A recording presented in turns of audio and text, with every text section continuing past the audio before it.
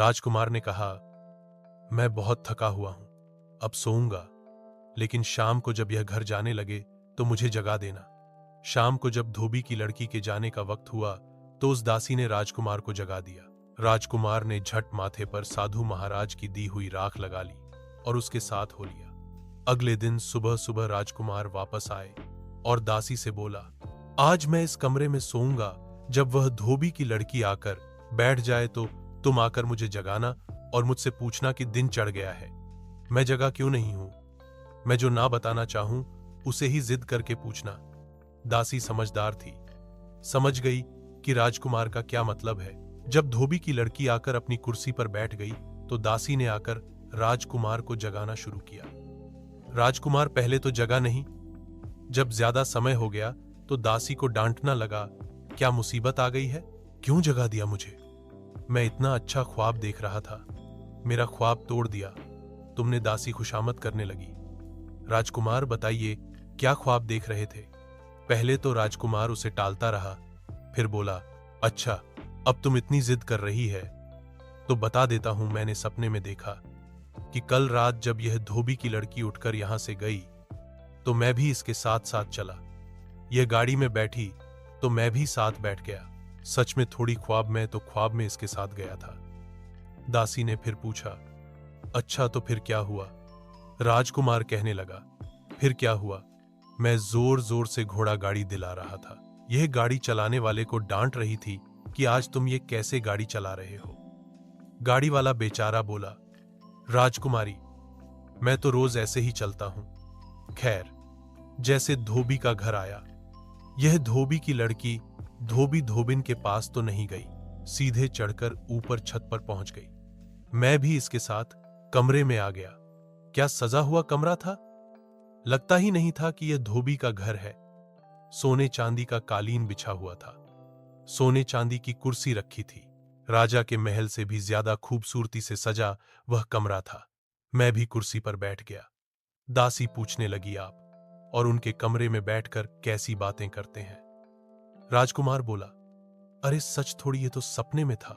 दासी ने फिर पूछा, अच्छा बताइए फिर क्या हुआ आपके सपने में। राजकुमार बोला, होना क्या था, इस धोबी की लड़की ने यह साड़ी जो साल भर से पहन रखी है ऐसे उतार कर फेंकी जैसे किसी भिखारी की हो, और साड़ी उतार कर अपनी नौकरानी को देने लगी कि हमाम तैयार है। दासी ने जवाब दिया, हां राजकुमारी, गर्म पानी तैयार है। यह हमाम में घुस गई तो मैं भी इसके साथ ही घुस गया। उसके बाद दासी फिर बोली, आप राजकुमार, आप उनके साथ हमाम में घुस गए, क्यों बेवकूफ बनाते हैं। राजकुमार बोला, ऐसा कहीं हो सकता है, तू तो सब कुछ सच समझ जाती है, मैं तो ख्वाब की बात कर रहा था, चल अब नहीं सुनाता तुझे ख्वाब। राजकुमार रोकने लगा तो दासी ने कान पकड़े और बोली, राजकुमार सुनाइए, अब नहीं बोलूंगी। बीच में राजकुमार ने कहना शुरू किया, बस फिर क्या था, इसने नहाना शुरू किया। मैंने सोचा चलो बहुत दिन से अच्छा स्नान नहीं किया, मैं भी नहा लूं। यह एक कटोरा भरकर पानी डालते, मैं 4 कटोरा डाल लेता। इसके शरीर का साबुन भी नहीं छूटा था कि पानी खत्म हो गया। इसने अपनी नौकरानी को आवाज लगाई, आज पानी इतना काम क्यों रखा है। नौकरानी ने कहा, राजकुमारी मैंने उतना ही पानी रखा है जितना रोज रखती हूं, कम हो तो और ले लीजिए। तो नौकरानी एक और बाल्टी ले आई, वह भी मैंने खत्म कर डाली। फिर तीसरी बार इसने अपनी नौकरानी से पानी मंगवाया। जैसे तैसे यह हमाम से निकली। उसी समय नौकरानी को आवाज लगाई, तुरंत खाना लगा। बहुत भूख लगी है, सारा दिन भूखा प्यासा बैठना पड़ता है। नौकरानी छत पर गई और आसमान की तरफ हाथ करके खड़ी हो गई। आसमान से एक थाल उतरा जिसमें सोने चांदी के बर्तनों में दुनिया भर के मजेदार पकवान रखे थे। नौकरानी ने अपने लिए थोड़ा खाना निकाल और बाकी थाल लाकर इसके सामने रख दिया। मैंने सोचा, लाओ आज मैं भी इसके साथ खाना खा लूं। कितने दिनों से जंगल जंगल घूमते अच्छा खाना नहीं मिला था, ऐसा मजेदार खाना की क्या बताऊं। एक निवाला ये खाती और 4 निवाले में खो जाता। इसका पेट भी नहीं भरा और खाना खत्म हो गया।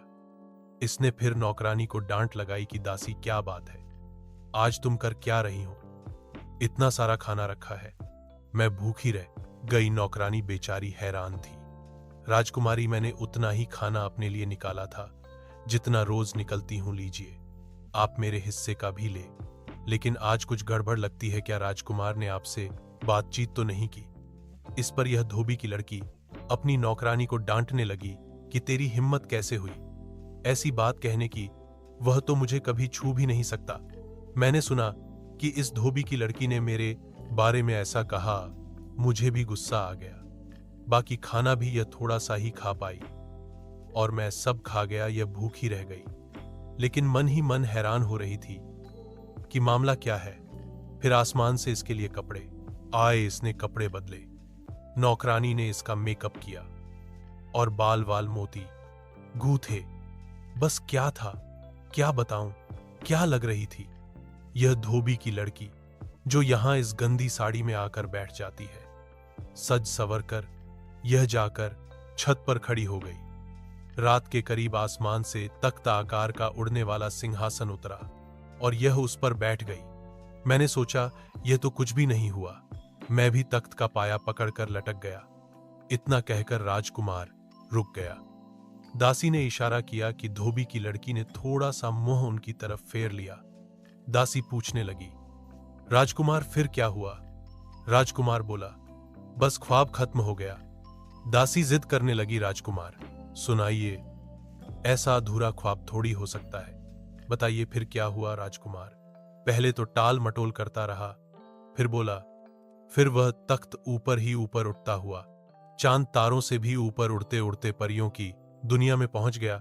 वहां राजा इंद्र के दरबार सजी हुई थी। वहां एक से बढ़कर एक खूबसूरत परियां बैठी थी। यह पहुंची तो सबने उठकर इसका स्वागत किया जैसे यह कहीं की राजकुमारी हो। यह धोबी की लड़की वहां परियों की रानी। सबसे आखिर में इसके नाचने की बारी आई। यह नाचने खड़ी हुई तो मैंने सोचा, अगर आज मैंने इसके नाच पर थाप नहीं दी तो कुछ नहीं किया। मैंने तबला वादक से कहा, लाओ भैया, तुम थक गए होगे, थोड़ा आराम कर लो, मैं तबला बजाता हूं। तबला बजाने वाले बेचारे को कोई नजर नहीं आया, लेकिन वह वाकई थक गया था। तबला छोड़कर बैठकर घूमने लगा। मैंने वह तबला बजाया और मेरी थाप पर यह ऐसा नाची कि समा बंध गया। राजा इंद्र ने खुश होकर इसे अपना रेशमी रुमाल दिया। इसने रुमाल लिया और खुश होकर सबको दिखाया और तबला बजाने वाले की तरफ चल दी और मुझे रुमाल दे दिया। मैंने जल्दी से रुमाल अपनी जेब में रख लिया। इतने में धोबी की लड़की राजकुमार की तरफ पूरी तरह घूम गई और बोली, राजकुमार जी, हम भी तो देखे रुमाल कैसा है। राजकुमार बोला, ये तो ख्वाब था, ख्वाब की चीज भी भला दिखाई जा सकती हैं। लेकिन दासी ने जरदस्ती राजकुमार की जेब में हाथ डालकर एक रेशमी रुमाल निकाला और बोली, कहीं यही रुमाल तो नहीं है? राजकुमार बनावटी गुस्से से बोला, तू बहुत ही जिद्दी है, मानती नहीं, और बोला, हाँ यही वो रुमाल है, पता नहीं कहां से मेरी जेब में आ गया। धोबी की लड़की का दुपट्टा छोटा हो गया, वह पूरी तरह उनकी तरफ मुड़ चुकी थी। दासी ने फिर से कहा, सुनाइए राजकुमार, फिर क्या हुआ? राजकुमार कहने लगा, होना क्या था, राजा इंद्र ने इससे दोबारा नाच करने की फरमाइश की। मैंने फिर ढोल संभाला। मैंने जितना अच्छा ढोल बजाया ये उतना ही अच्छा नाचती रही। राजा इंद्र ने अपनी अंगूठी इनाम में दी। इसने झुककर उनके पांव छुए, सबको अंगूठी दिखाई और तबला बजाने वाले के पास डाल दी। वो भी मैंने उठाकर जेब में रख ली। दासी फिर जिद करने लगी, दिखाइए राजकुमार, हमें भी दिखाइए।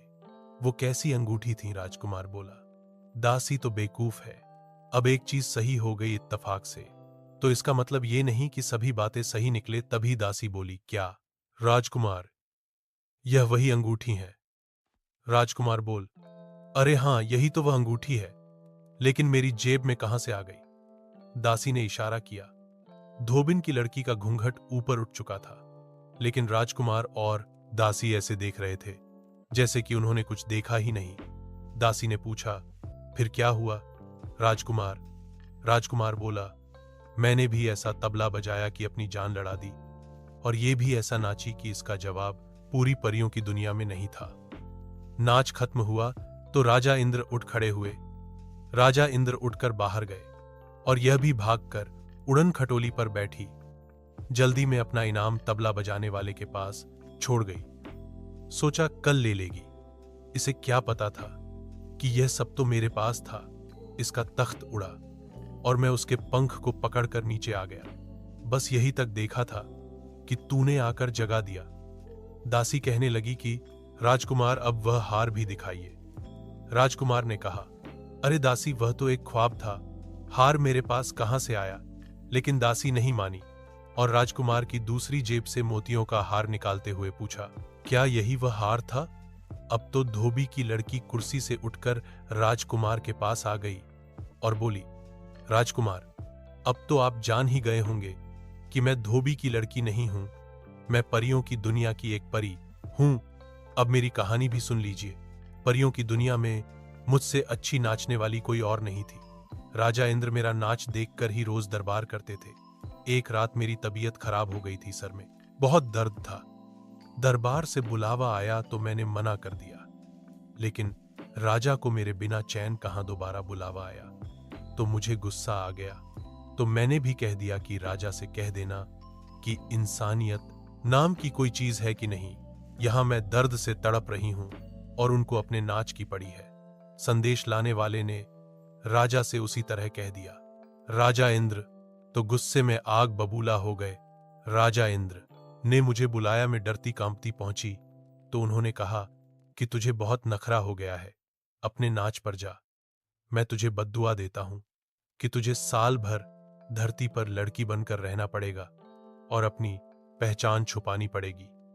अगर किसी को पता चल गया कि तू परी है या किसी मर्द ने तुझे छू लिया तो तू कभी भी परियों की दुनिया में वापस नहीं आ सकेगी।